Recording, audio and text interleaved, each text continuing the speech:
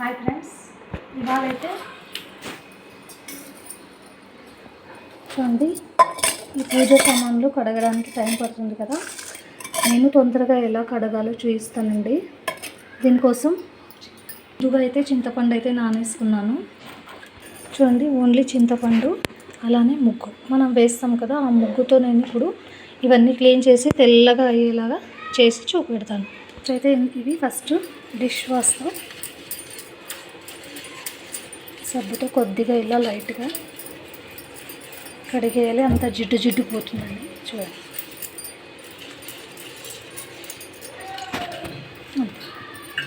చూడండి ఇక్కడ బ్లాక్గా ఉండేది అంతా ఫస్ట్ అయితే మనము సబ్బుతో తిక్కోవాలి. ఇలా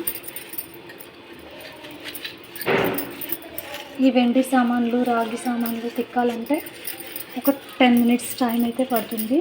మనం ఈజీగా అయితే ఇలా కడుక్కోవచ్చండి. చూడండి, ఇలా బ్లాక్ ఉండేది ఫస్ట్ అయితే ఇలా రుద్ది అప్ చేసుకోవాలి.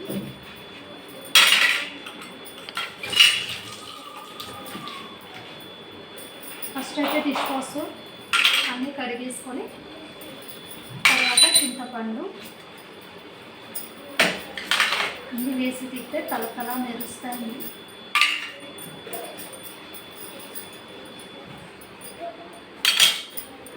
చింతపండు లేకుంటే నిమ్మకాయతో కూడా తొందర అవుతుంది. ఫస్ట్ అయితే కడిగేస్తాను. అంటే కొద్దిగా జిడ్డు అవి ఇవి పోయిస్తాయి.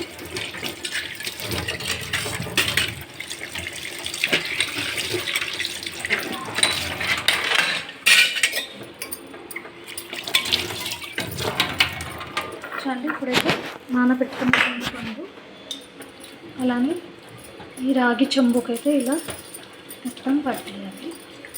ఇక్కడ కూడా మొత్తం చూడండి. ఇప్పుడైతే ఈ వెండి సామాన్లకు కూడా చూడండి ఇలా మొత్తం చింతపండు అంతా ఇలా రుద్దాలి.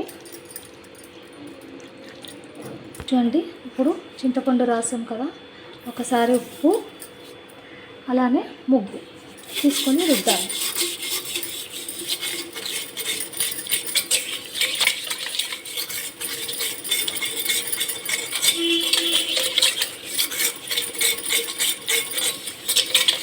చూడండి, ఎంతో టైం పడుతుంది. ఉప్పు ముగ్గు మనం డైలీ వేస్తాం కదా, ఆ ముగ్గుతోనే చాలా మరుస్తాయి.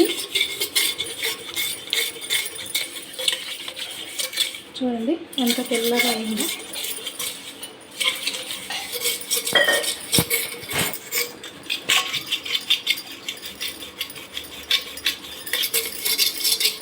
ఎక్కువ టైం అయితే పట్టలేదు, మొత్తం అంతా క్లీన్ అవుతుంది.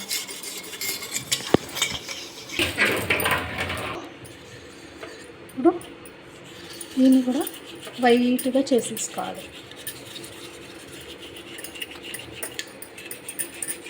చూడండి, ఓన్లీ ఉప్పు ముగ్గు చింతపండు.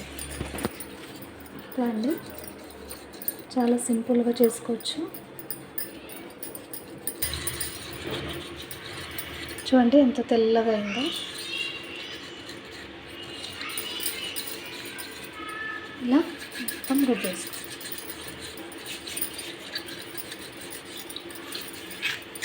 అంటే ఇంకొక దీపాలు. ఈ దీపాలు ఎప్పుడు తెల్లగా ఉండాలి కదా.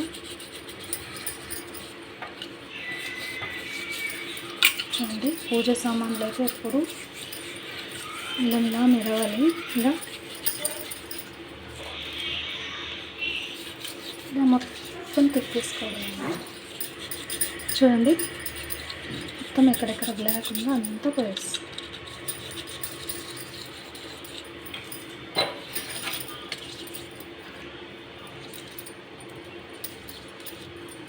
కొద్దిగా చింతపండు నీళ్ళు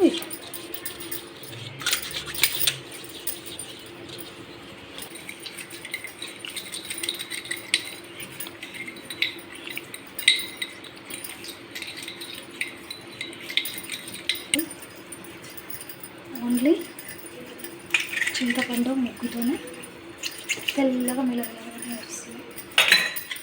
ఇప్పుడైతే అన్నీ కడిగేసుకొని చూపిస్తాను ఒకసారి.